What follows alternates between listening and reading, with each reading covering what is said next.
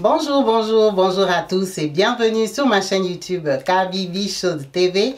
Yes, en chaleur, je suis heureuse de vous retrouver tous nombreux, connectés, branchés, actifs et présents sur ma chaîne. Merci à vous tous qui n'avez pas hésité à nous rejoindre et surtout à vous abonner en cliquant sur la cloche de notification pour être au courant des vidéos que je partage et surtout quand je suis en direct. Comme vous savez, ici, on parle de nous, on parle des expériences, de nos histoires de vie. N'hésitez pas donc à me contacter sur le numéro WhatsApp qui s'affiche sur la vidéo, au bas de la vidéo, pour partager la vôtre. Ça sera vraiment en chaleur, avec plaisir, qu'on va parler de vous et qu'on va apprendre de votre expérience. Merci à vous tous qui n'hésitez pas à commenter justement pour encourager toutes ces personnes qui se livrent à nous, qui nous ouvrent leur cœur, qui nous parlent de leur expérience. C'est le but de la chaîne. On partage nos histoires pour avoir des conseils et aussi pour partager sa connaissance et apprendre aux autres. Merci à vous. Aujourd'hui, nous avons une histoire qui vient d'une maman de la team, une vraie, une sistou, une d'entre nous, vraiment, merci beaucoup maman. C'est une maman active même sur l'association, vraiment, c'est une maman qui donne des bons billets pour l'association. Que Dieu te bénisse maman et que tu te le rende. Surtout aujourd'hui que tu m'as raconté ton histoire, vraiment, sincèrement, que Dieu te bénisse vraiment ma sistou. Ce n'est pas facile, mais c'est ta façon d'être. Merci maman. Elle nous dit ceci, maman Émilie nous a contactés depuis le Canada. Elle nous a contactés pour raconter déjà cette histoire, pour donner une leçon à une femme, pour éveiller un couple et pour parler de son expérience en attendant un conseil. Elle dit ceci, Kabibi, moi maman Émilie, je suis une maman congolaise. Je viens de Kinshasa même. Mais mon histoire ne commence pas par moi, elle commence par mes parents. Comme on fait ici chez Kabibi, on aime connaître la source. Elle dit ceci, maman Émilie, son papa, c'est un monsieur que si je cite son nom ici, vous tous allez dire, je le connais. Son papa, c'était le cousin du feu président Mobutu. Son papa, c'était un homme important au Congo. Très important quand je vous dis. Son papa et le feu président Mobutu sont du genre du même village. Ils se sont connus là-bas, ils ont grandi, chacun a pris son chemin. Son papa avait rencontré une femme, la première femme, hein, on va l'appeler comme ça, la première épouse, il avait épousé là-bas chez eux à l'Équateur. Après, le président Mobutu est devenu président. Comme ça se passe en Afrique, il a fait venir ses frères de partout. Quand il a fait venir son père à Kinshasa, son père avait fait des études là-bas à l'Équateur, mais il n'avait pas vraiment le niveau d'être ministre et tout ça. Donc, quand le président Mobutu a pris le pouvoir au début là, son papa est venu en Europe, s'est formé. Donc il est venu faire, on va dire, 1 à 2 ans en Europe, vraiment apprendre vraiment ce qu'il fallait apprendre pour avoir des bons postes. Après, son papa est retourné au Congo-Kinshasa. Quand il est arrivé à Kinshasa, il venait d'Europe. Donc il avait déjà une première épouse avec qui il avait eu des enfants. Maintenant, la lumière de l'Europe, le froid de France et tout ça de la Belgique, là, on lavait les cerveaux et les cœurs. Quand il arrive, il dit non, lui, il a changé d'avis. Il lui faut une coquette, une fille comme lui qui parle beaucoup de français et tout ça parce que la maman avec qui il était, elle parlait la langue de chez eux. Il arrive à Kinshasa, il change d'avis. Il dit, il me faut une jeune femme. C'est comme ça qu'il part tomber sur sa maman. Sa maman, elle, c'est une fille Ngala aussi, mais de Kinshasa, née grandie là-bas. Donc, sa maman, elle voit un bon tonton qui vient d'Europe, qui lui dit que non, tu vois, la femme là, elle ne fait pas mon poids et tout et tout. Moi, je te veux toi. En sachant que le président Mobutu, il avait ramené une grosse famille. Ça veut dire que ce papa-là, il avait ses soeurs, ses cousines et tout à Kinshasa. Qui, eux, connaissaient la maman de Mbandaka là-bas. Ça veut dire qu'une grosse partie de la famille était contre Jean parce que lui, il voulait la répudier pour prendre la jeune femme. Ce n'est pas qu'il voulait la prendre comme deuxième femme, non. Il voulait la légaliser parce que celle de Mbandaka, on ne l'avait pas épousée civilement, on l'avait épousée coutumièrement. Maintenant, pour aller à la mairie, il voulait amener celle qui est un français quoi, sa maman à elle. Ça veut dire que la famille était contre. Donc la famille de son papa n'a jamais aimé sa maman parce qu'elle était trop sophistiquée. Elle était belle, elle était jeune, elle parlait français, c'était la fille de ville. Et il n'aimait pas ça, même si elle avait cuisiné comme eux, elle connaissait la culture parce qu'elle vient de là, mais c'était une fille de la ville. et il ne voulait pas. Et sa maman a commencé à être combattue. Sa maman est tombée enceinte, elle a accouché elle. Elle a accouché Émilie. Quand elle accouche Émilie, elle décide de donner le nom à la belle-mère. De toute façon, c'est comme ça. Soit pour flatter, soit aussi parce que le mari a imposé. Donc, Émilie, on lui donne le nom de sa grand-mère. La maman, vu qu'elle comprend qu'on ne l'aime pas beaucoup, l'année d'après, elle rapidite, elle accouche Nadine. Donc, Émilie et sa petite soeur Nadine ont un écart d'1 an d'âge. Son papa a pris sa maman. Il a commencé à la gâter. Gâter, quand vous entendez gâter, elle dit chez eux, ils étaient 2. Mais ils avaient 10 chambres. 10 chambres. Villa, voiture, chauffeur, garde-corps, Europe, Amérique, bijoux, argent, tout ce que les femmes voulaient à l'époque là. Elle dit sa maman avait des mâles de métrage. Mâles de métrage à l'époque là. Métrage, les mamans zaïroises connaissent les métrages. Vous savez l'équivalent du super wax aujourd'hui. Sa maman avait les habits. C'était les femmes qui allaient au salon de coiffure tous les jours, tous les 2 jours. On fait des ongles, on lave, on masse. Donc, toi, ton travail, sois belle pour moi, sois là, mais tu es en plus intelligente et intellectuelle. Donc, son papa l'aimait tellement.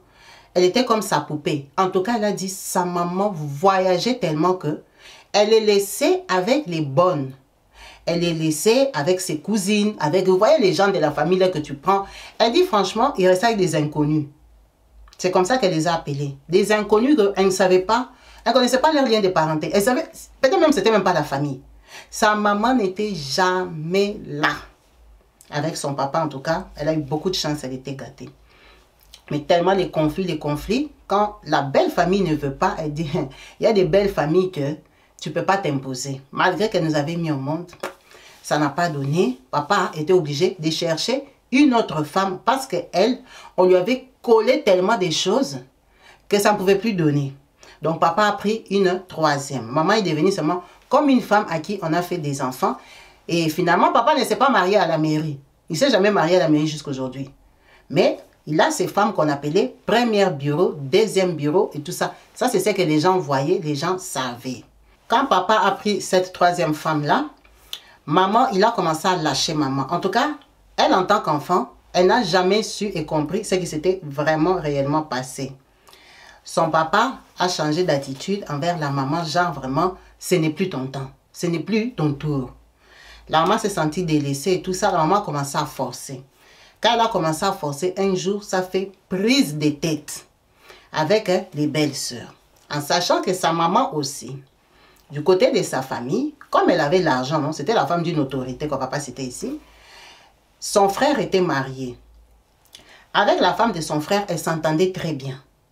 Donc la femme de son frère là, elle avait aussi une petite sœur qui habitait dans le même quartier que leur maman. Donc, un jour, sa maman se prend la tête avec sa belle famille. En tout cas, ça s'est très mal passé. Ils se sont vraiment échangés. Ça a débordé que la belle famille allait faire un plan, un complot pour venir la chasser, lui arracher les enfants. Pour lui dire vraiment qu'on ne veut plus de toi et ton mari ne va rien faire. Donc cet échange-là était tellement chaud qu'elle se rappelle. Un jour, ils étaient chez eux à la maison.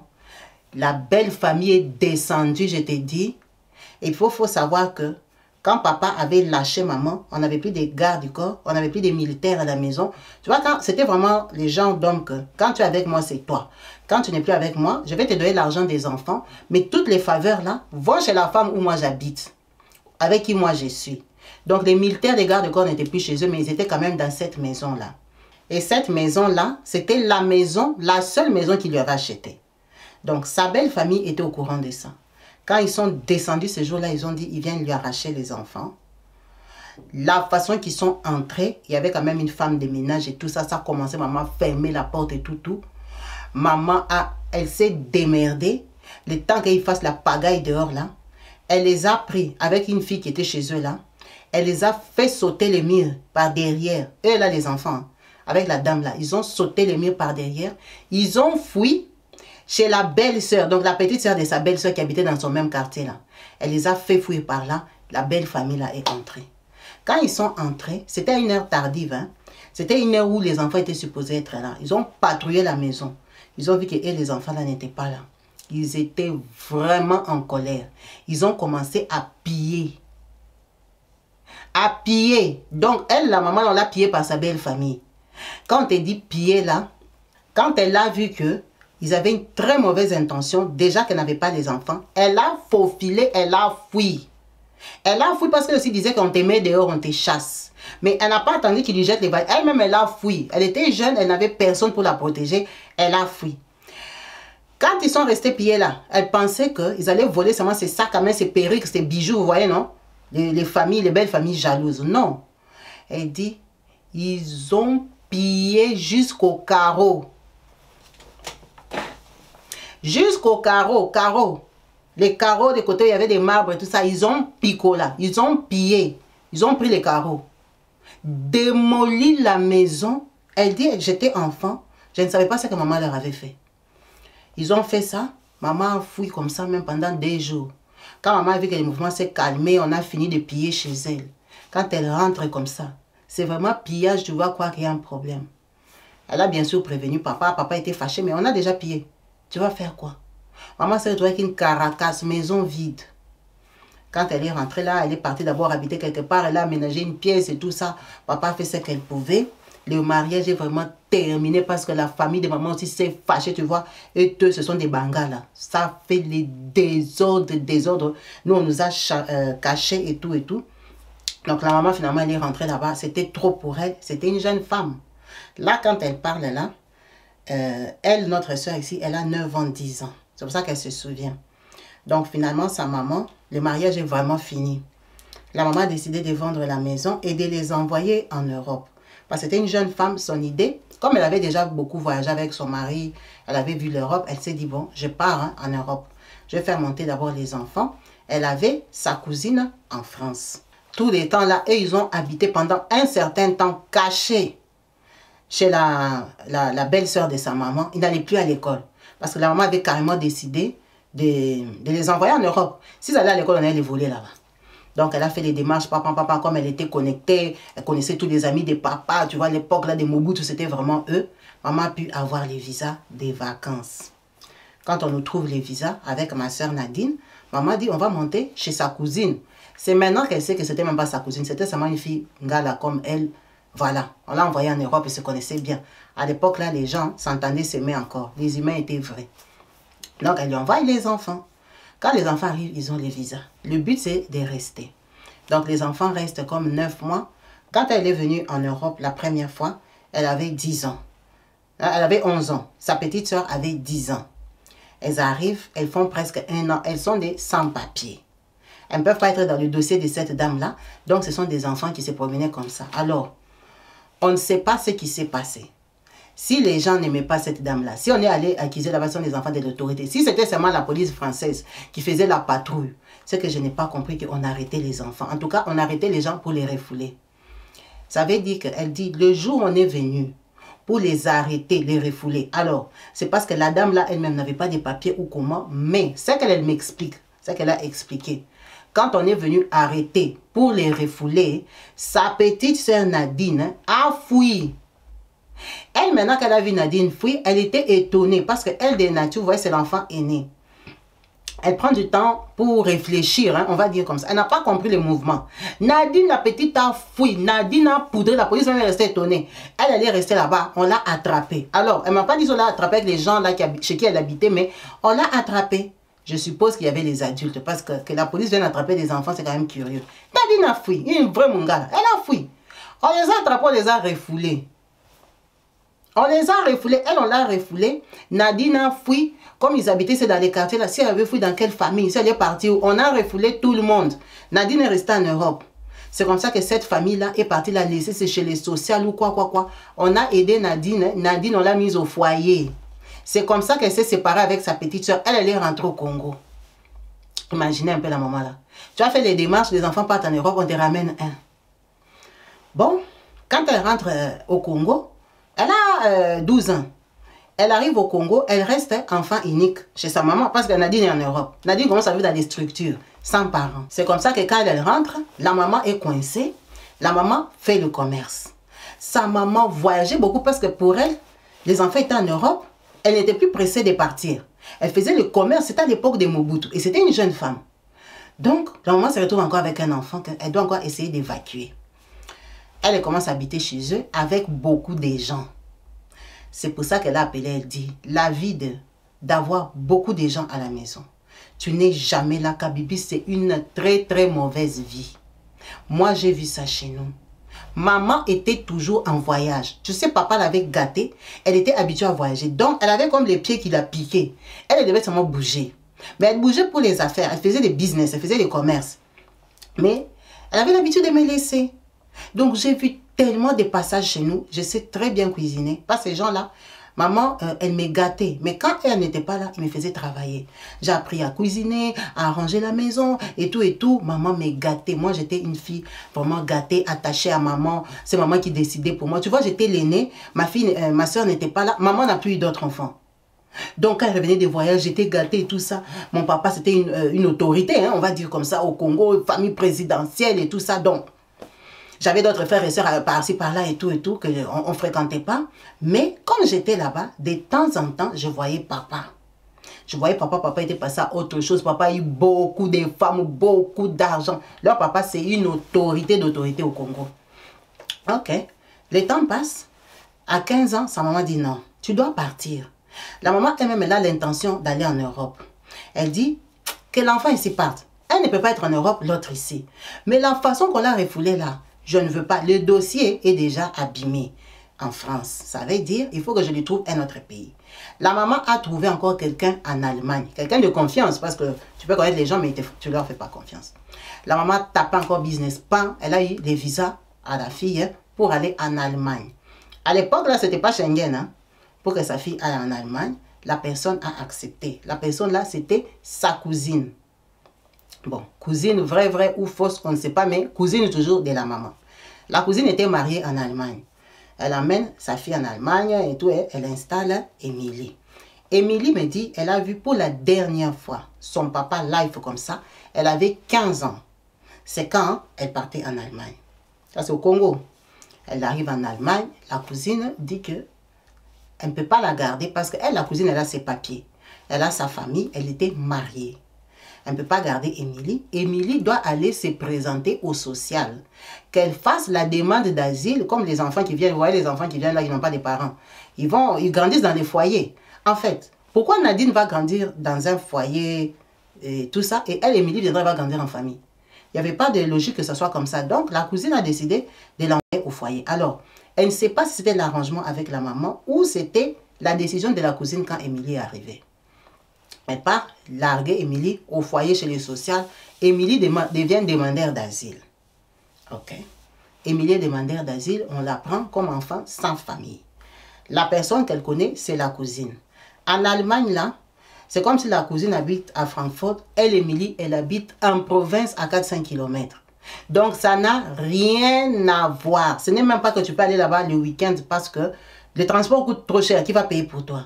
C'est-à-dire qu'Émilie, elle est partie habiter toute seule dans un foyer. Elle dit, tu vois maintenant, les foyers là, à l'époque, en Allemagne, vous allez c'était des foyers mixtes. Mais seulement bâtiment des filles, bâtiment des garçons, mais la même cour et tout et tout. Donc, quand tu arrivais, elle dit, à l'époque, là, Kabibi, il n'y avait pas beaucoup de Noirs comme les foyers d'aujourd'hui. Il y avait quand même quelques têtes des Noirs. Il y avait les enfants rebeux, les enfants arabes, hein, on va dire comme ça, les rebeux. Il y avait les gens de l'Europe de l'Est, tu vois. Mais noirs comme ça. On était à compter. En tout cas, quand on se voit, on voit que toi, tu es noir, moi, je suis noir. En pleine Allemagne, là-bas, au village. Donc, elle dit, je me suis sentie mal, seule, isolée, abandonnée. Moi, j'étais l'enfant gâté de maman. Donc, moi, je suis restée encore avec maman de 12 ans à 15 ans, seule. Maman, c'était une jeune femme. Elle avait l'argent.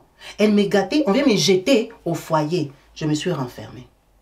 J'étais traumatisée. J'avais peur. J'ai perdu confiance en moi. J'avais l'impression que les autres vont me faire du mal. Il n'y avait personne pour me protéger. Chez nous, il y avait toujours des gens qui avaient peur de maman qui me gardaient. Tu vois, qui me défendaient. Là, j'étais seule. Je devais me défendre toute seule. À 15 ans. En tout cas, ça s'est passé trop mal parce que déjà, je n'ai pas grandi avec des papas. Mon papa, il était le mari de maman jusqu'à 9 ans. Après, il y a eu tous les troubles là que j'étais expliqué. Papa n'était plus vraiment le mari de maman. Donc, il ne venait pas chez nous. On voyait papa, parfois maman nous amenait au bureau. Tu vois, les temps de Mobutu, c'était une autre... Il y avait une autre façon de vivre. Mari, c'était mari. Autorité, c'était autorité. Donc, papa, quand il avait dit, il a laissé maman. Même venir nous voir, il ne venait plus. Chez nous, la maison, elle avait abandonné sa maman. Quand maman a vendu sa maison, on a déménagé, on est passé dans une petite maison et tout ça, là, comme c'est commerce. Quelle autorité allait rouler sa voiture pour venir nous voir? Papa ne venait plus. On allait le voir au bureau. Il donnait l'argent, ça va, tu es en quelle classe? Tu vois un peu des papas comme ça, là. Donc, j'avais un gros manque, un gros vide. J'étais vraiment vide. Quand elle a eu 16 ans, elle avait eu, on va dire comment, un accrochage avec une autre fille. Et maintenant, elle avait peur de cette fille-là. Cette fille-là, c'était une blanche de l'Europe de l'Est. Donc, il n'y avait personne pour la défendre. Du coup, la fille-là l'avait humiliée en public. En tout cas, beaucoup de gens avaient vu. Les garçons comme les filles, les gens se sont moqués. Tu vois, les enfants sont des mauvais enfants. Les enfants se moquent des autres. Après, elle est partie, elle a commencé à pleurer, toute seule dans son coin. Il y a un garçon qui s'est approché d'elle, qui s'appelle Charan. Charan, là, c'est un Tchadien. Il vient du Tchad. C'était un enfant placé aussi, enfin, un enfant qui habitait au foyer, mais des garçons. Quand il vient lui dire, pourquoi tu pleures comme ça? Pourquoi quand la fille t'a dit ça, tu ne t'es pas défendu? Elle lui a dit non, parce que déjà, tu vois, moi, je parle français et l'allemand, là, parler vite, vite comme elle fait là, la dispute. Je ne maîtrise pas. J'ai à peine 1 an et demi ici en Allemagne. Donc, j'ai eu honte de me ridiculiser, à dire des gros mots ou de dire des mots qui ne sont pas ça, tu vois, devant tout le monde. Ça l'a encore me rabaissé. Donc, j'ai préféré rester calme et tout et tout. Et en plus, ces garçons-là, ils parlaient français. Donc, tu es en Allemagne, tu tombes sur un garçon qui parle français, qui vient t'expliquer comment ça se passe là-bas et tout. Ils ont lié une amitié.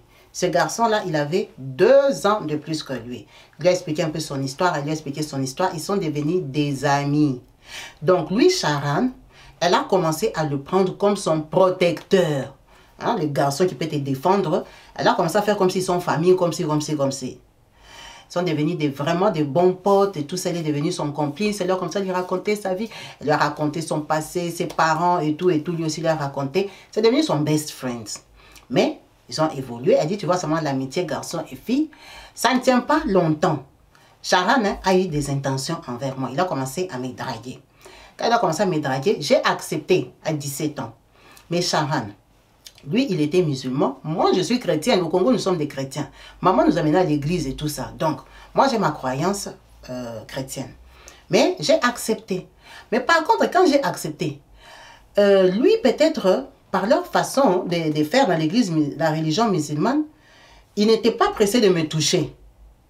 J'ai accepté, je suis ta copine, mais il ne s'est passé rien. On ne faisait rien. Pas parce que je ne voulais pas spécialement, mais parce que lui aussi ne demandait rien. C'était comme ça notre relation. Tu es ma copine, mais il n'y a rien entre nous physiquement. Ça m'arrangeait.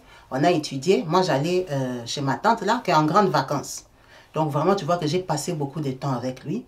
Et comme il était venu dans ma vie pour me protéger, ça veut dire que je lui avais donné tout l'espace. Charan là est devenu comme mon papa. C'était le premier garçon avec qui je vivais de près. Parce que moi, je n'ai pas de frères. J'ai qu'une petite soeur en France dans les foyers. Et à l'époque là, on n'avait pas de portable. C'était les téléphones fixes. Si tu veux téléphoner, on téléphonait maman ou maman nous téléphonait à partir du Congo. Et puis la tante là qui était en Allemagne, dans la grande ville, qui m'appelait aussi. Mais vraiment, contact comme ça avec un garçon. Le premier garçon là, c'est Charan. Donc Charan a eu beaucoup d'autorité sur moi. Il me commandait parce qu'il me disait comment me comporter. On a étudié. Dieu m'a fait grâce, j'ai terminé. Quand j'ai terminé, moi, on ne m'a pas donné les papiers pour te montrer l'Europe. Les Allemands ne m'ont pas régularisé, malgré que j'ai étudié là-bas au foyer.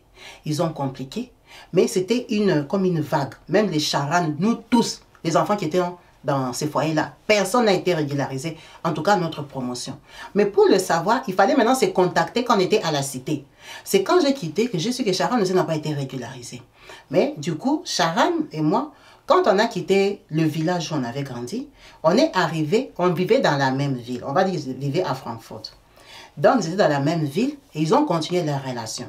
C'est quand ils sont maintenant à Francfort que Charan lui demande un tour.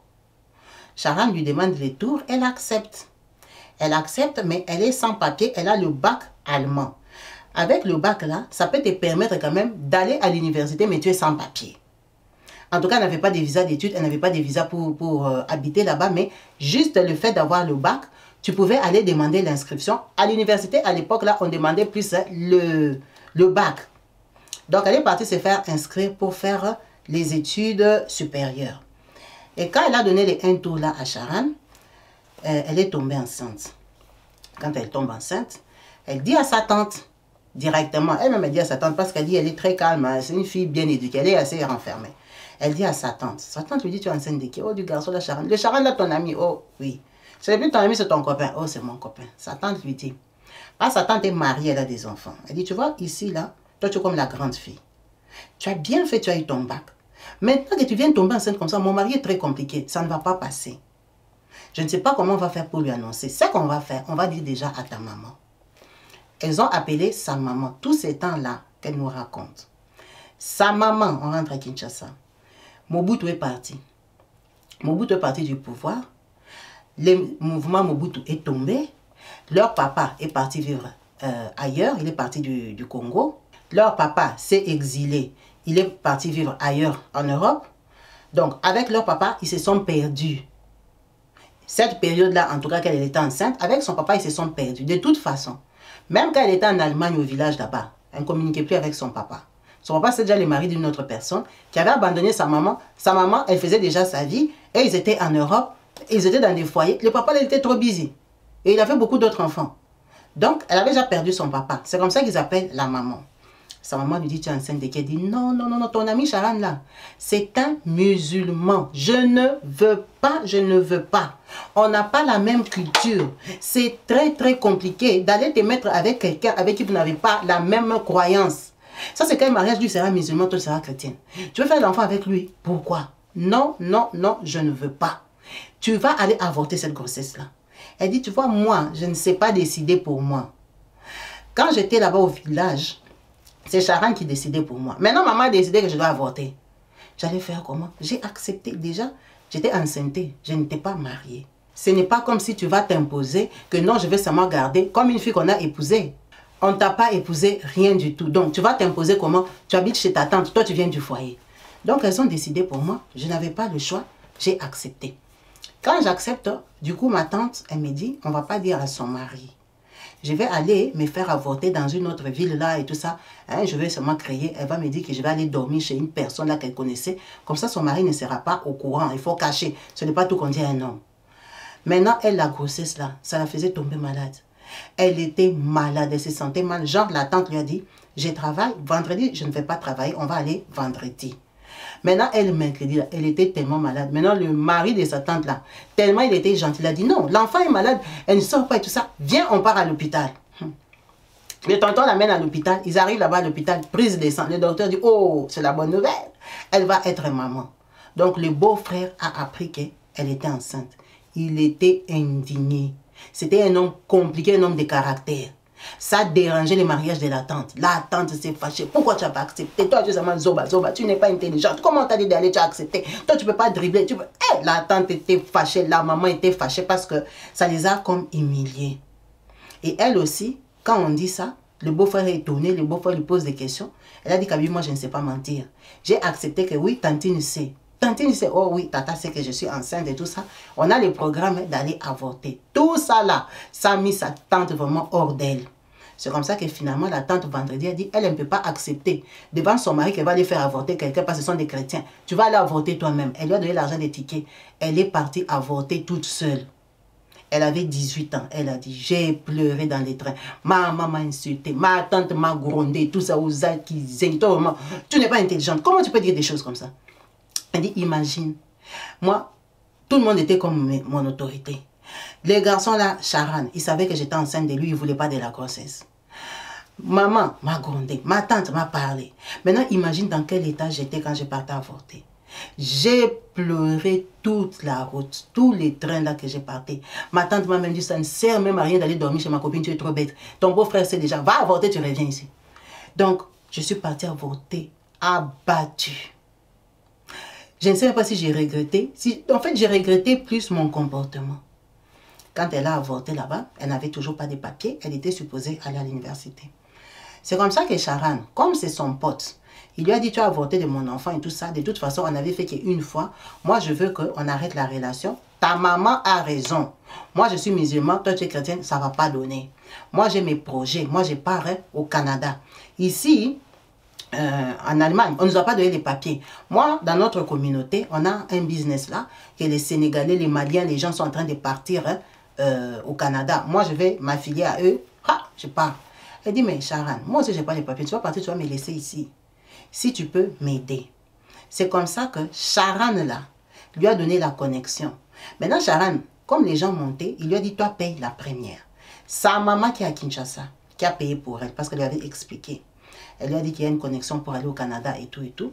La maman a payé l'argent. Sharan l'a mis dans les business. Elle est montée au Canada avant Sharan. Quand elle arrive au Canada, on ne va pas dire la ville où elle vit. Elle arrive au Canada, c'est dans la famille de Sharan. Sharan a sa soeur là-bas, sa grande soeur propre. C'est vraiment une famille de gens qui ont immigré. Donc elle arrive là-bas en tant qu'amie. Leur amitié, leur amour est fini. De toute façon, ils étaient amoureux, ils ne faisaient rien. Ils ont fait une fois, la grossesse est entrée. Après qu'elle arrive au Canada, l'amour est déjà fini. Donc elle arrive en tant qu'une copine, une just friend, une amie. La grande soeur l'accueille très bien. Sharan aussi. 6-7 mois après, Sharan vient. C'est comme ça qu'elle s'est séparée de sa tante-là et éloignée encore de sa soeur Nadine, qui tout ce temps est toujours en France. Nadine a déjà eu les papiers parce qu'en France, c'était un autre système. Quand tu terminais le foyer comme elle l'avait fait, on leur donnait la nationalité. Donc Nadine a les papiers. C'est elle qui n'a pas de papiers. Elle arrive au Canada, elle commence encore les démarches des papiers. Quand elle arrive au Canada 7 mois avant, avec la sœur de Sharan, elles s'entendent très bien, elle la présente partout, c'est une amie de famille, c'est une amie de famille, dans leur milieu tchadien. Quand Sharan arrive, c'est vraiment son amie. Elle dormait vraiment dans la chambre avec la sœur. Sharan dormait dans la chambre que sa sœur lui avait réservée. Amitié, mais tu comprends que tu es congolaise, tu dois chercher ton mouvement, aller chercher ton logement. Tu n'es pas la femme de Sharan. Elle dit, mais imagine, quand on arrive là-bas, Sharan, sa sœur, lui présente une fille. Cette fille-là, elle me l'avait déjà présentée quand j'étais arrivée. C'est une fille de leur pays. C'est aussi une fille du quartier. Elle lui présente, Sharan accepte. Sharan commence à sortir avec cette fille-là. Ils sortent, je suis au courant. Mais Sharan et moi, on se connaît depuis que j'ai 16 ans. Donc ces jours-là, un jour seulement on était seuls dans la maison en tant qu'amis. Kabibi, si c'est quoi qui nous a piqué. Moi, j'étais en train de faire mes démarches pour quitter cette ville-là, aller dans une autre ville, chez une famille éloignée seulement de maman. Je vais l'appeler ma cousine. Donc Sharan vient seulement me provoquer, genre, bon, tu pars dans une semaine ou deux, tu vas partir seulement comme ça. Donne-moi même un tour. Elle a pris un tour là, elle a donné à Sharan. Quand elle donne un tour, elle savait très bien que Sharan avait sa copine, elle connaissait la copine. Elle a donné des tours à Sharan, après c'est passé, au revoir, une semaine après. Elle est partie chez sa cousine dans une autre ville. Quand elle arrive dans cette ville-là, la cousine la reçoit comme ça. 3 semaines après, elles sont en train de faire des démarches, elle tombe malade. Malade. La cousine, tu as des grippes ou c'est quoi, le Canada ne te va pas et tout. On l'amène à l'hôpital comme ça, elle est enceinte. Enceinte de Sharan. Là, dans sa vie, on ne connaît personne à part Sharan. Hein. Elle a déjà fait que deux fois dans sa vie. Une fois en Allemagne, elle est tombée enceinte. Une fois au Canada, elle est tombée enceinte. Quand elle arrive, elle se rend compte de ça, elle est dépassée. Elle raconte à sa cousine son histoire avec Sharan. Sa cousine lui dit, toi, tu ne peux pas avorter. D'abord, tu n'as même pas de papiers. Ici au Canada, maman, là, tu étais petite, hein, et puis tu habitais chez la cousine de ta maman. Ici, là, tu es venue chercher ta vie. Maintenant, si toi-même tu l'aimes, dis-moi déjà, bon, je crois que je l'aime parce que moi, je n'ai pas d'autres copains dans ma vie. À part lui, je n'avais pas l'occasion parce que lui, il était dans mes environs. C'est comme ça qu'elle informe Sharan. Elle dit à Sharan qu'elle va garder la grossesse. Sharan se fâche. Elle informe sa maman. Sa maman dit, toi, tu as continué toujours avec ton musulman là. Tu es en train de faire une très grosse erreur. Tu ne m'as pas écouté. Mais la vie, c'est un choix. Moi, je n'ai pas eu d'expérience comme toi. Moi, votre papa, il m'avait honoré, il m'aimait, il était là. Ce garçon-là, déjà, il t'a laissé partir vivre ta vie ailleurs. Toi-même, tu m'as dit qu'il a une fiancée là-bas. C'est qu'il ne t'aime pas. Maintenant, tu veux garder la grossesse là, pourquoi? Sa maman était vraiment contre, mais elle a dit jamais. Maman et ma tante m'ont fait avorter en Allemagne. J'ai pleuré dans le train là. J'ai dit, elle va me faire répéter. J'ai dit, avoir peur là, à un moment, il faut que ça s'arrête. Je vais accoucher de mon enfant. Tout le monde était contre. Et Sharon, et la maman, et tout le monde qui la connaissait, sauf sa cousine avec qui elle habitait. Elle a décidé d'accoucher et tout ça. Donc Sharon, quand elle a compris qu'elle était vraiment enceinte, sa cousine, là, sa soeur chez qui il habitait, a pris et tout ça. Sharon a dit qu'il ne peut pas laisser son enfant. Sharon a quitté la ville où il y avait sa soeur. Il est venu la rejoindre où elle habitait. Quand il arrive dans la ville où elle était avec la grossesse, lui, il habite à gauche, elle habite à droite. Il a dit, il veut voir. C'est comme ça qu'elle part accoucher. Sharon, du coup, quand elle accouche, il est tombé amoureux de son enfant. Elle a accouché d'un garçon. Quand elle accouche de son fils Brahim, on l'appelle Brahim hein, parce que Sharon, c'est un musulman. On accouche de Brahim, tout le monde est apaisé et tout ça. Il dit que finalement, il a décidé de faire ses études dans cette ville-là. Il décide de faire les études de comptabilité. Parce que les deux, ils sont régularisés. Donc quand elle a le bébé Brahim, il dit qu'ils vont habiter ensemble. Il n'a pas le choix parce qu'il y a le bébé et il aime son bébé. Ils prennent un petit appartement. L'appartement là avait 2 pièces. Une chambre pour eux, le salon et tout. Ça veut dire qu'il dormait dans la chambre avec bébé Brahim. Et maintenant lui, Sharon, il devait étudier. Elle était à la maison. Elle est devenue comme femme au foyer. L'État a commencé à lui payer les petits sous là des enfants hein, quand tu as accouché. C'est de ça qu'elle vivait. Sharon, il s'est débrouillé. Il jobait et aussi il payait ses études. Elle dit, quand on vivait là-bas, c'est moi qui payais tout. C'était mon appartement. Dans cet appartement-là, c'est moi qui avais l'argent de l'enfant. Lui, son argent qu'il jobait, c'était pour payer ses études. On a commencé à évoluer comme ça. Elle dit, moi, je suis très maniaque. Donc, j'aime quand je m'élève et tout ça, j'aère la chambre et tout ça, je tire le lit. Maintenant, lui, parfois, en fait, quand j'étais à la maison, à l'époque, là, je ne le voyais pas. En fait, Sharon ne faisait rien. C'est moi qui faisais tout. Sharon, sa vie, c'est quoi? Sharon est fils unique de ses parents. Il n'a que des sœurs. Donc, chez eux, il ne faisait rien. Il a grandi comme un garçon. Vous, vous êtes des filles. C'est les filles qui font tout. C'est les filles qui travaillent à la maison.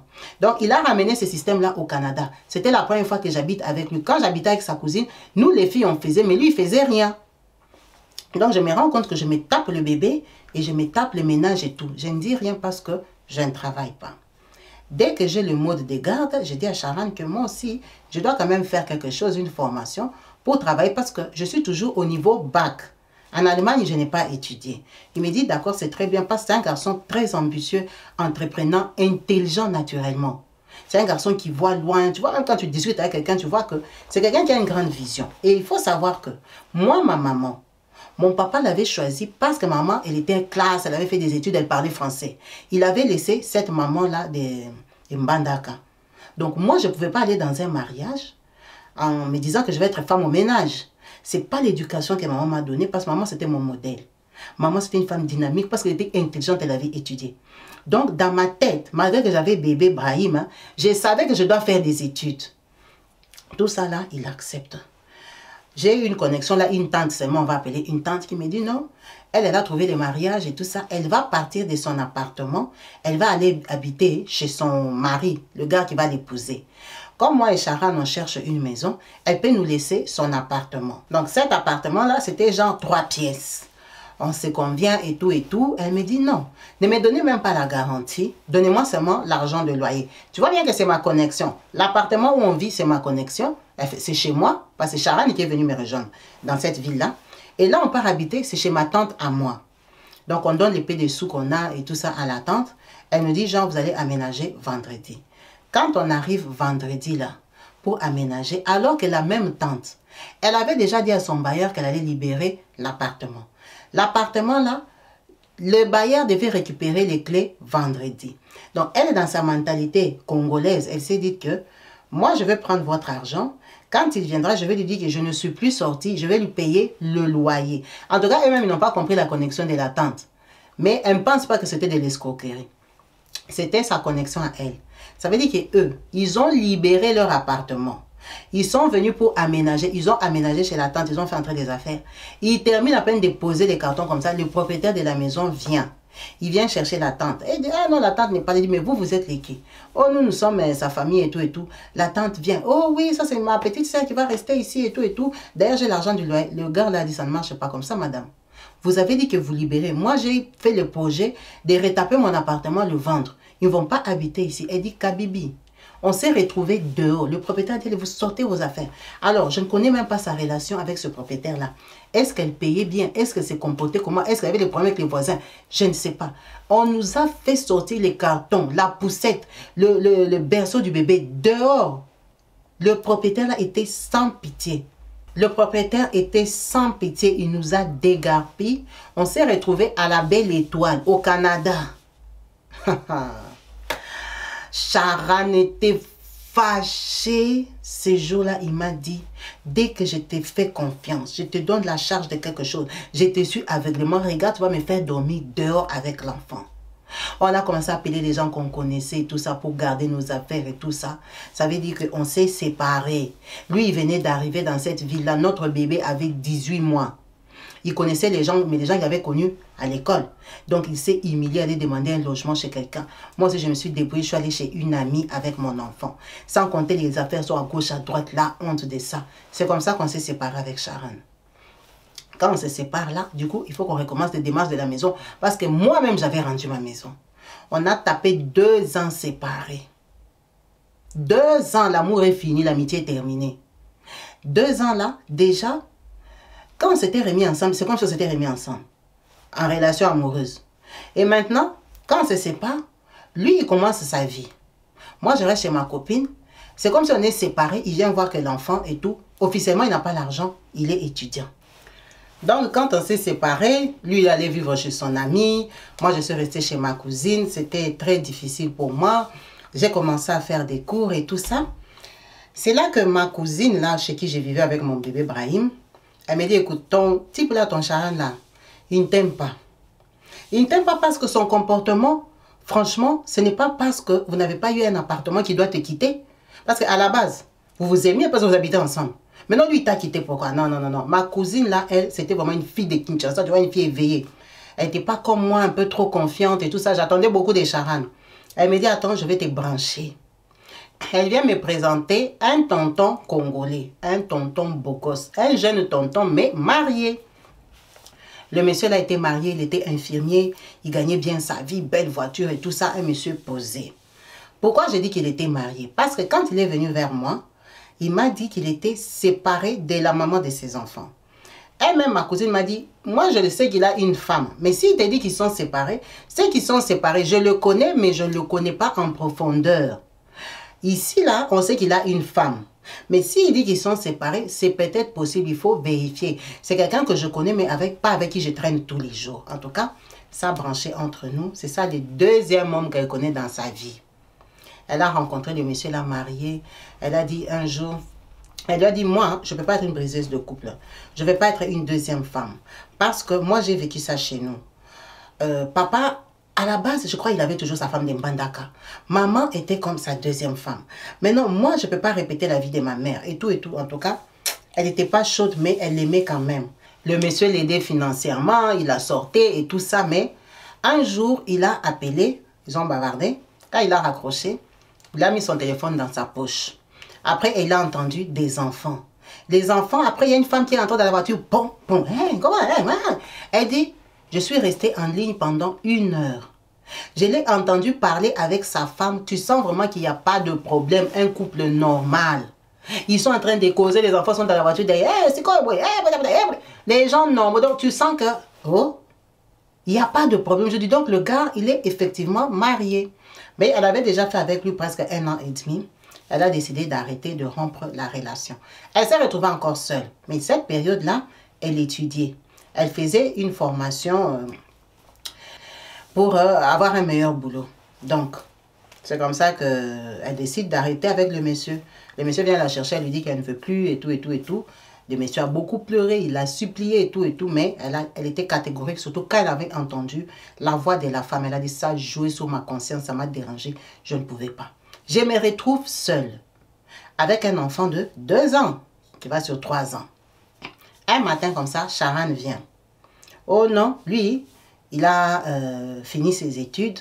Maintenant, il va chercher du travail et tout. Moi, ma position, c'est quoi? Et ma position est que je suis toujours avec l'enfant. Oh non, lui, il n'est pas pour que l'enfant grandisse comme ça, seul. En tout cas, il aimait beaucoup son enfant, ça le dérangeait. Surtout qu'à un moment, il avait disparu. Je l'avais accusé et tout ça pour avoir l'argent, mais il était étudiant. Donc, il n'y avait rien à me donner. Donc, il vient me dire qu'il va me prendre en charge avec l'enfant, qu'on aille se mettre ensemble, que je fasse les démarches. Lui, il vient de trouver un job. J'ai fait les démarches c'était à mon nom. On a fait les démarches, j'ai eu l'appartement à mon nom, à moi. C'est moi qu'on a logé encore. Quand on me loge, on me donne un appartement de 3 pièces.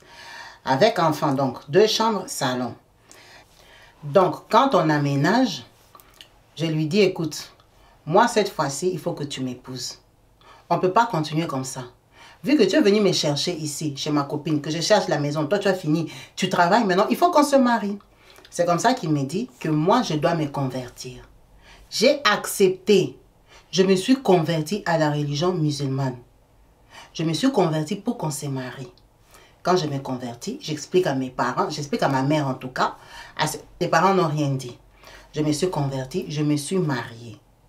On s'est marié à l'état civil aussi.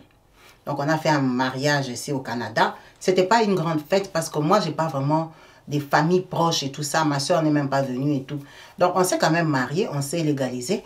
On a aménagé dans notre maison. Dès qu'on aménage dans la maison, je trouve du travail à la fonction publique. Notre maman qui nous a appelés est fonctionnaire. Donc, dès qu'elle trouve ce travail-là, elle tombe enceinte. Sharan trouve du travail à l'aéroport. Il devient contrôleur à l'aéroport et tout ça. Et là, elle fait quoi? Elle tombe enceinte. Dès qu'ils se sont remis ensemble, elle est tombée enceinte. Elle venait de commencer le travail. La grossesse, là, elle a gardé la grossesse jusqu'à 6 mois.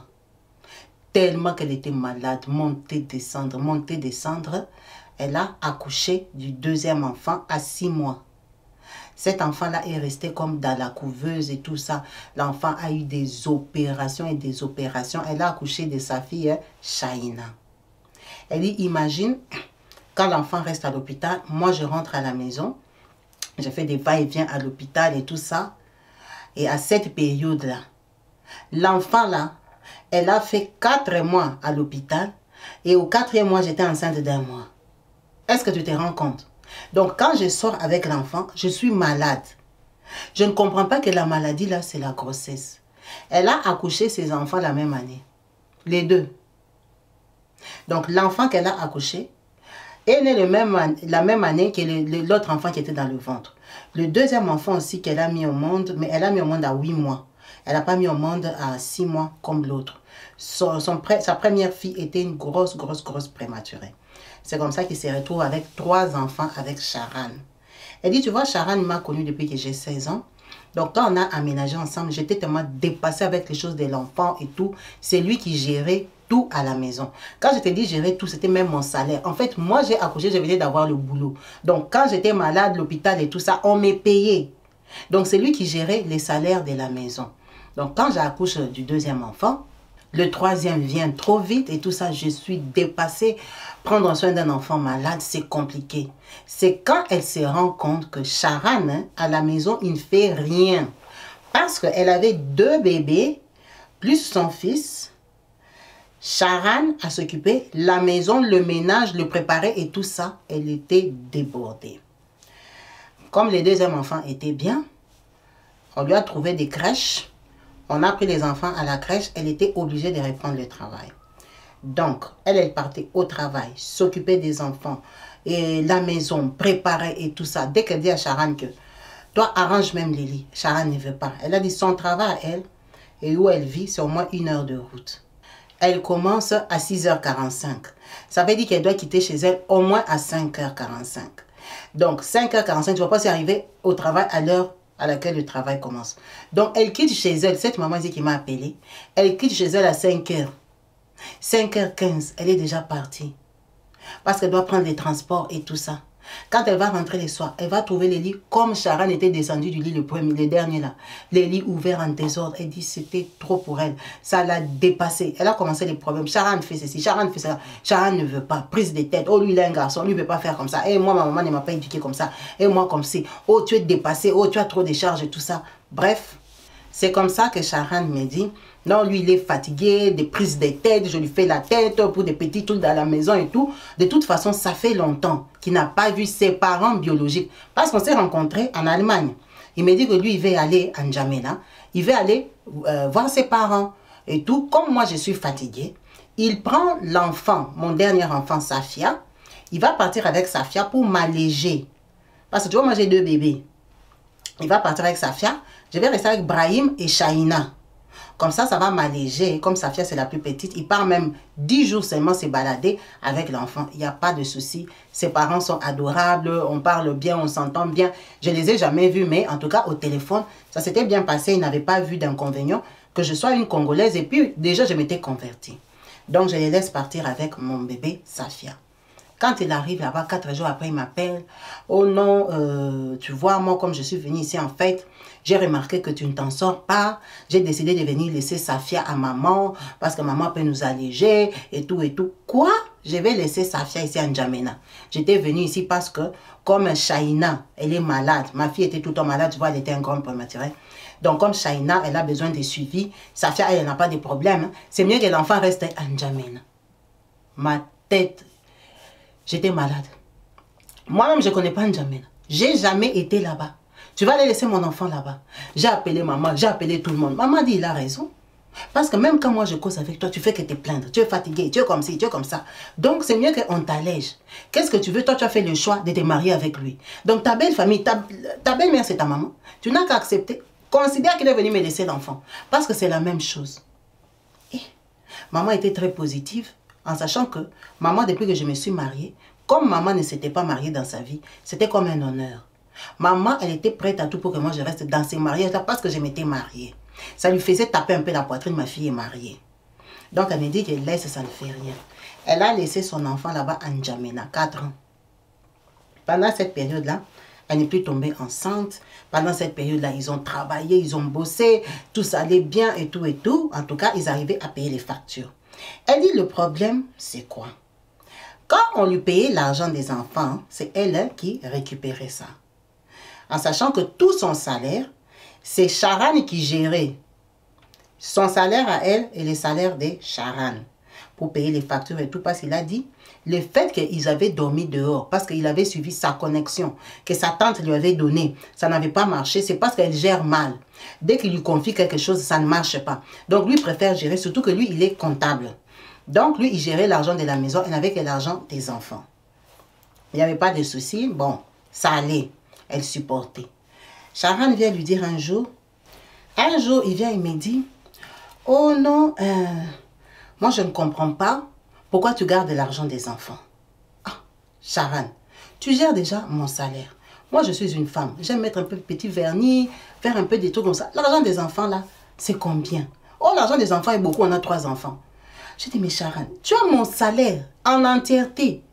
Tu veux aussi l'argent des enfants? Oh oui, tu dois me donner l'argent des enfants. L'argent des enfants fait partie du budget de la famille. C'est comme si lui, il met son salaire. Moi, je mets mon salaire, mais en dehors de ça, moi, j'ai de l'argent personnel. Ça ne se fait pas. Nous sommes ensemble, nous sommes tous venus nous chercher ici au Canada. Pourquoi lui doit mettre tout son salaire? Moi, je prends l'argent des enfants, ça devient pour moi. C'est quelle logique ça? Donc, moi, je vais le doubler. Donc, moi, j'ai de l'argent personnel. Lui, il fait les calculs dans la maison. Il paye ça. Le reste d'argent, c'est pour la famille. Comment moi, j'ai... il a fait les problèmes. Je dis, non, Sharon, je ne peux pas te donner l'argent des enfants. Je ne peux pas. Pourquoi? Non. On a commencé prise de tête. Prise de tête un matin. Un matin, là, c'est quand il est parti de cet enfant à N'Djamena, qu'il est rentré là, continuer à faire des calculs. Où? Parce qu'il devait envoyer l'argent à N'Djamena. L'argent ne suffisait plus ou quoi que ce soit. Je ne sais pas. Sharon a changé, il faut que je donne l'argent des enfants. Un jour, il me dit, moi, je ne suis pas ton père. Hein. Je suis ton mari. Il faut que tu arrêtes de me prendre pour ton père. Moi, je ne suis pas ton père. Si tu as grandi sans ton père, ce n'est pas mon problème. Considère-moi ton mari, arrête de te comporter comme si moi j'étais ton papa. Pourquoi tu te comportes comme ça? J'ai dit, ah bon? Moi, je me comporte comme si tu t'aimes. Oh oui, et tout ça. Moi, tes petits caprices que tu fais, ça ne va pas marcher avec moi. Il faut que tu me donnes l'argent des enfants. Si l'argent des enfants n'est pas là, sache que moi, je fais mes clics et mes claques. Je pars vivre à N'Djamena. Si je ne te donne pas l'argent des enfants, toi, tu pars à N'Djamena. Oh oui. J'ai dit, Sharan, nous sommes mariés. Donc, toi, tu penses que moi, j'irai vivre à N'Djamena. Il a dit, je ne t'ai pas dit toi. J'ai dit, moi, Sharan, hein. Si tu ne me donnes pas l'argent des enfants, ça veut dire qu'il n'y a pas de transparence dans ce couple. Ça veut dire que tu as tes projets, tes plans personnels. Et moi, je n'ai pas envie de perdre mon temps avec toi. Je préfère rentrer vivre à N'Djamena. Ah! Ça m'a dépassé. Qu'est-ce que N'Djamena a à voir avec l'argent des enfants? J'étais tellement dépassée que comme maman, c'était ma confidente, j'ai appelé maman, je lui ai raconté, qui regarde sa réaction. Elle m'a dit, oui, c'est que toi, tu te comportes comme une enfant. Quand un homme te dit ça, c'est qu'il comprend que tu es comme une enfant, tu ne réfléchis pas et tout ça. Ma mère, c'est les gens, elle supporte tout ce que Sharan dit. Elle encourage Sharan. Elle est du côté de Sharan. À chaque coup, tout ce que je lui raconte, elle est du côté de Sharan. Sharan est resté comme ça, on est resté encore pression d'un mois, tout ça. J'ai vu là comme ça faire des genres. Il va aller à N'Djamena. Ce qui m'a sauvé, si on va appeler ça sauver, c'est quoi? C'est que sa maman est tombée malade. Quand sa maman tombe malade, on lui a détecté un cancer.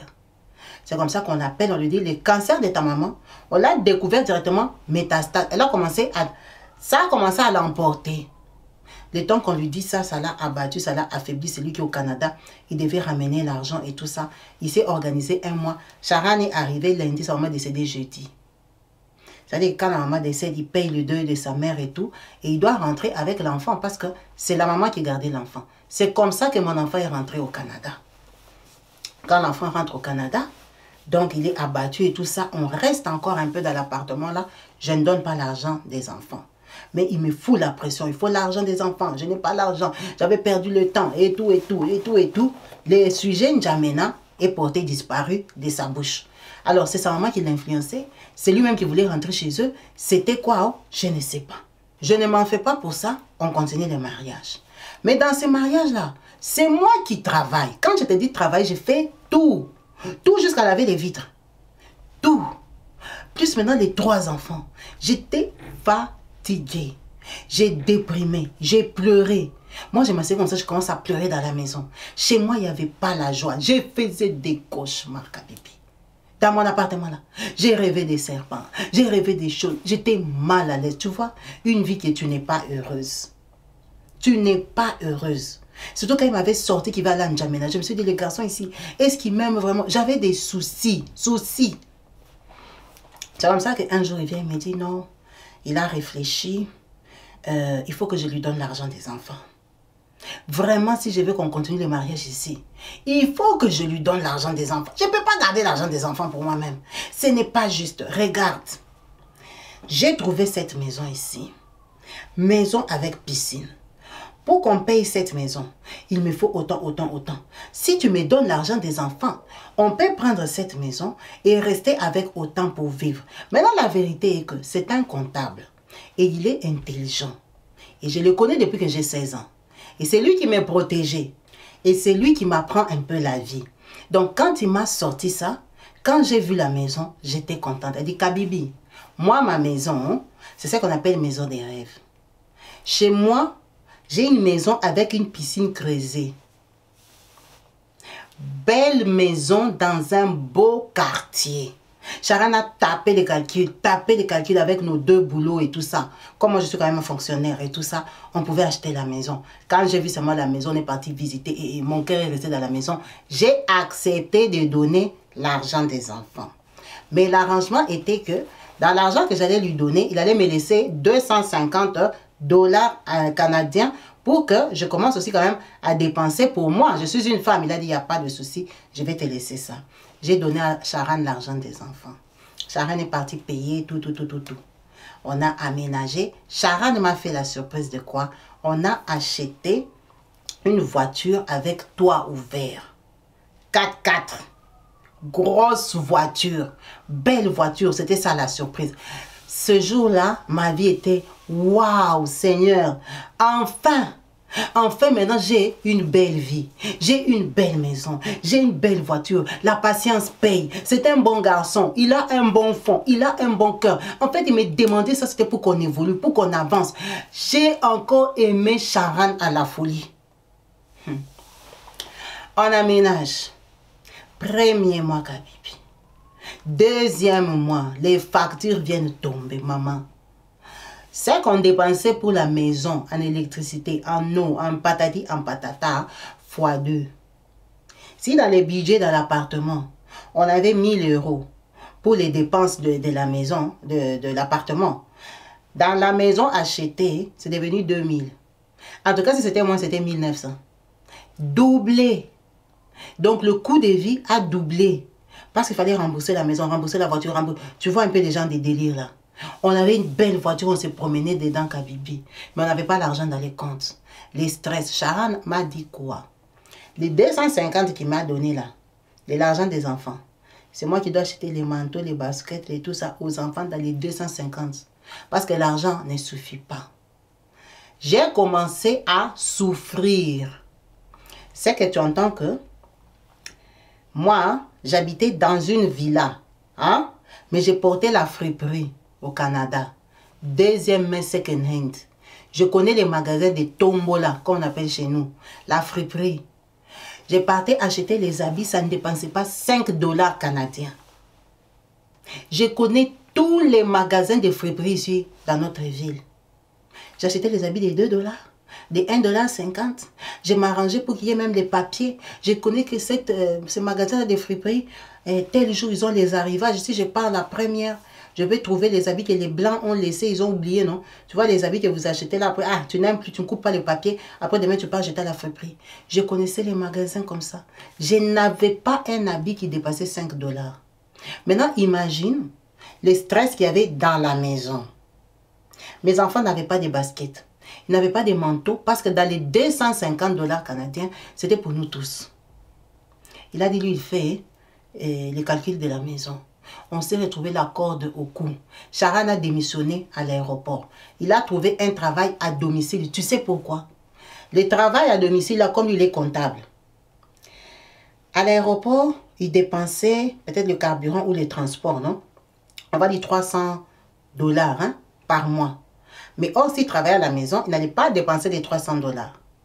Mais à la maison, il allait être payé pareil. Donc, il a préféré démissionner, abandonner l'ancienneté et tout, pour travailler à la maison, gagner 300 $. Tu te rends compte à quel niveau on était pauvre. Pauvre en villa et en Jaguar ou en Range Rover là. Très belle maison, très belle voiture qu'on ne roulait plus. Notre voiture, on la roulait pour aller frimer là où il y a les Africains. Point barre. Un samedi par semaine.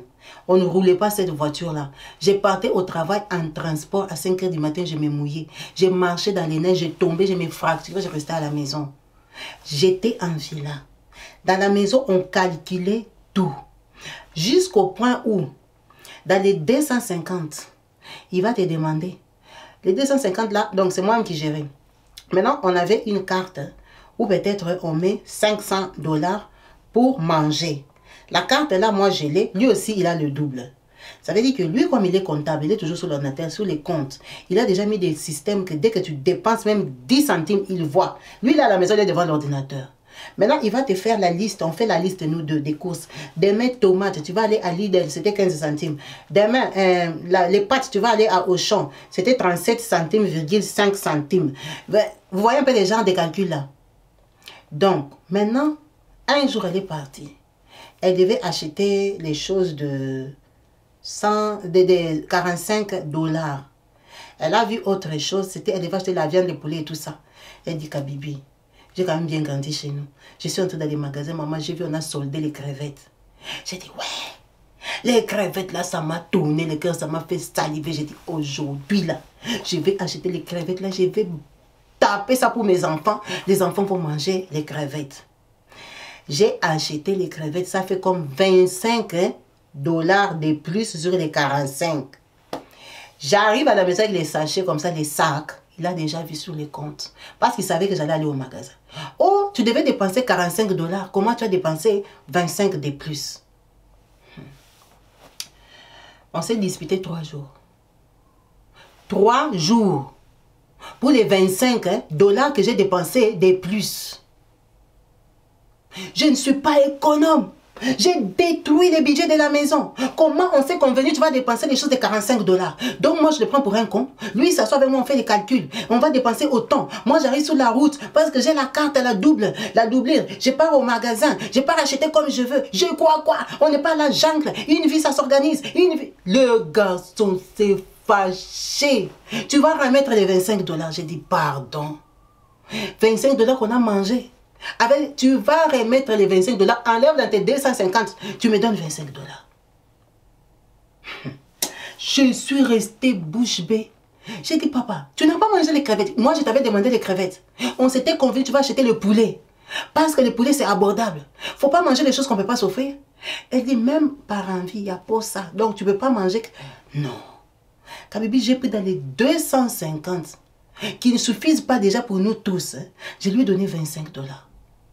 Je suis restée bouche bée. J'ai appelé maman. Maman m'a dit, ah, c'est le mariage. Hein. Tu veux quoi? Quand tu fais les budgets avec ton mari, il faut respecter. Tu as dit que lui, il est comptable, il est intelligent, il calcule bien. C'est lui qui a fait que vous ayez la maison. Donc, toi, il faut le suivre. Peut-être qu'il a une autre surprise. Peut-être. Ça m'a dépassé. Il vient un jour, il me dit, oh non. Lui, il voit que le travail que j'ai fait là, la fonction publique, c'est bien. C'est acceptable, mais j'ai plus de capacités. Il faut que j'aille faire une autre formation pour que je monte des grades. Parce que le travail que j'ai fait là, l'argent ne suffit pas. Si l'argent dans les budgets ne suffit pas, c'est parce que moi, je gagne un peu. Prenons que lui, il gagnait 3 000. C'est moi qui donne des exemples. Lui, il gagnait 3 000. Moi, j'ai gagné 1 700. Il dit, pourquoi lui gagne 3 000? Il va se mettre avec une femme qui gagne 1 700. Je suis intelligente, j'ai des capacités. Hein? Que j'aille faire la formation, parce qu'avec ma formation, lui, il a fait les recherches de boulot. Il a vu les salaires que je peux gagner aussi 3 000 ou 2 700 comme lui. Pourquoi je reste à ce niveau-là? Que j'aille faire la formation, avec mon ancienneté, j'ai le droit à la formation. J'ai dit, d'accord, papa. Quand on cherche la formation et tout ça, au travail, on accepte de me financer à 50%. Je ne remplissais pas tous les critères pour aller faire cette formation-là. Et à savoir que la formation, j'allais la faire en ligne. Je n'allais pas arrêter mon boulot. En fait, au boulot, c'est comme s'ils avaient refusé. J'allais faire la formation en ligne. Donc, je devais aller travailler, rentrer préparer, m'occuper des 3 enfants et la nuit étudier. Parce que Sharon a dit, Kabibi, j'ai accepté. Quand j'accepte, je commence la formation, je suis épuisée. Épuisée de fatiguée. Je n'ai pas de vie, je n'ai pas d'argent, je suis minable. Tellement que j'étais fatiguée un jour, je suis tombée. Je suis tombée dans les bus à 5 h du matin. J'allais au travail. Quand je m'évanouis, c'est les SAMU, les ambulanciers qui m'ont ramassé. Le bus s'est arrêté. Tu vois, quand tu tombes dans les bus là, tu ne sais même plus où tu es. Je me suis réveillée à 11 h. J'étais à l'hôpital. Oui, madame, vous êtes tombée dans les bus, vous êtes évanouie. C'est comme ça que quand je pars, on m'examine et tout ça, on m'a dit, j'ai failli faire un AVC. AVC, à mon âge. C'est comme ça qu'on me donne des traitements, on me dit, je suis stressée, ma tension n'est pas bonne, j'ai fait des tensions de 16, de tout ça, toutes les maladies du monde. Je pars chez mon médecin traitant, parce que lui maintenant qui doit continuer les suivis. Le médecin traitant m'a grondé, m'a parlé comme si c'était mon père qui était assis devant moi, un blanc. Il me dit, madame, tout ça, ça vient de votre couple. Tous les jours, vous venez prendre des médicaments ici, des tranquillisants. Vous n'êtes pas en paix. Vous êtes hyper stressé. Vous êtes surchargé mentalement. Le médecin m'a parlé. Il m'a dit, ça ne doit pas continuer comme ça. Je dois vous envoyer chez des psychologues, des psychiatres doivent vous donner des médicaments. Parce que la tête, ça ne va pas. Vous avez une forte pression. Vous n'êtes pas à l'aise. Le médecin a parlé, C'est comme si je me suis réveillée. C'est comme si j'ai compris que dans ma vie, ça n'allait pas. On va couper la vidéo à ce niveau pour qu'on fasse la deuxième partie parce que je crois que l'histoire est un peu longue. Donc, n'hésitez pas à regarder la deuxième partie de cette histoire. En vous remerciant tous, je vous dis à tout à l'heure sur la deuxième partie de la vidéo.